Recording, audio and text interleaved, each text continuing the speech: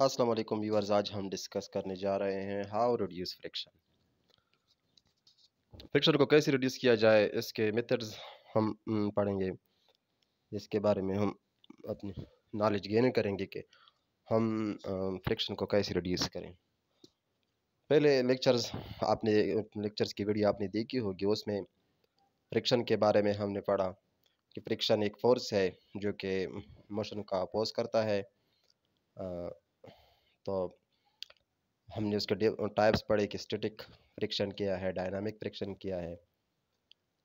उसके बाद हमने एडवांटेजेस और डिसएडवांटेजेस ऑफ फ्रिक्शन पढ़े। तो अभी हमें डिसएडवांटेज जो होती है फ्रिक्शन की, कहीं भी कोई प्रॉब्लम क्रिएट करता है तो हम उसको रिड्यूस कैसे करेंगे। तो आए हम इसके मेथड डिस्कस करें कि how reduce friction. Add lubricants. हम लुब्रिकेंट्स ऐड करें कहीं पे फ्रिक्शन ज़्यादा है, कोई मशीनरी है, कोई ऐसी जगह है, कोई जो प्रॉब्लम क्रिएट करता है जिसमें एनर्जी वेस्ट होती है, जैसे कि मशीनरी इलेक्ट्रिसिटी पर उसको ज़्यादा रिक्वायर्ड होती है, तो हम लुब्रिकेंट्स ऐड करेंगे। हम जैसे कि हम ऑयल यूज़ करने से फ्रिक्शन कम होता है, जैसे कि सीविंग मशीन या कोई और ग्रीस वगैरह जो ऑयल होती है, क्रूड ऑयल वगैरह।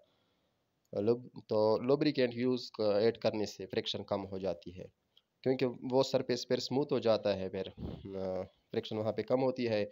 तो मशीनरी भी हो या कोई टूल्स भी हो तो वो अच्छी तरह काम करता है। तो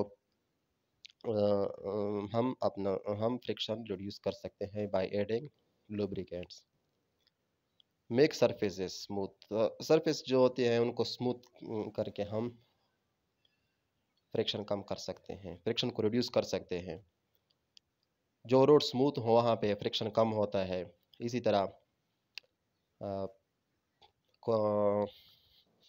फिर टायर वगैरह को व्हीकल्स के जो टायर्स होते हैं उनको फिर मसला नहीं होता। जो रफ सरफेस होते हैं वहाँ पे टायर्स भी ज़्यादा ख़राब होते हैं।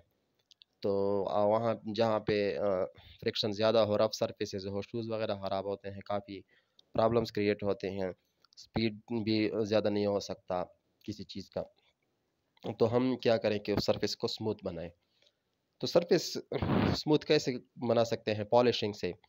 हम सरफेस को पॉलिश करें तो वो स्मूथ हो जाता है। ऑयल ऐड करें तो वो भी स्मूथ हो जाता है।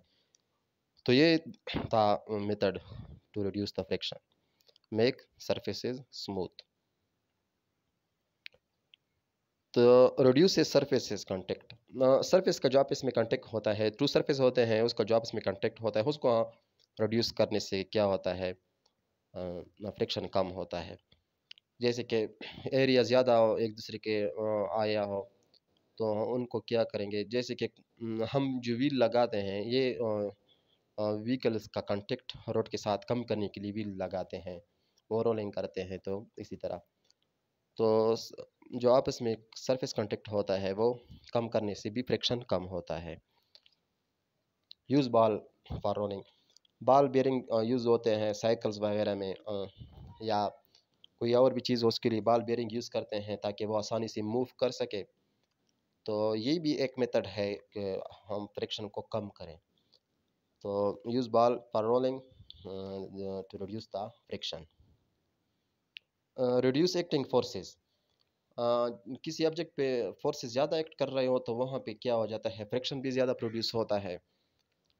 तो ये फ्रिक्शन कम करने के लिए हमने जो फोर्सेस होते हैं जो किसी ऑब्जेक्ट पर एक्ट करते हैं तो उनको हमने कम करना होगा। तो इसी तरह से क्या होता है, फ्रिक्शन रिड्यूस होता है। Make object streamlined.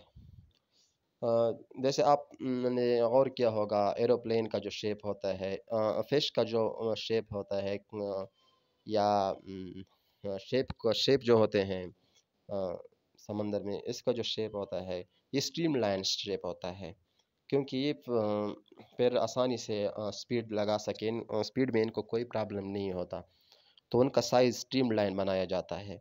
So make object streamline then we can reduce the friction.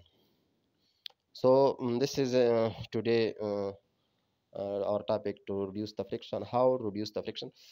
So if you have any question about this, you comment here and subscribe the channel, and also like our videos, and do comment for next video. If there is any topic in physics or in mathematics or general science, you comment here. Inshallah, we will explain very good to you. Thank you very much.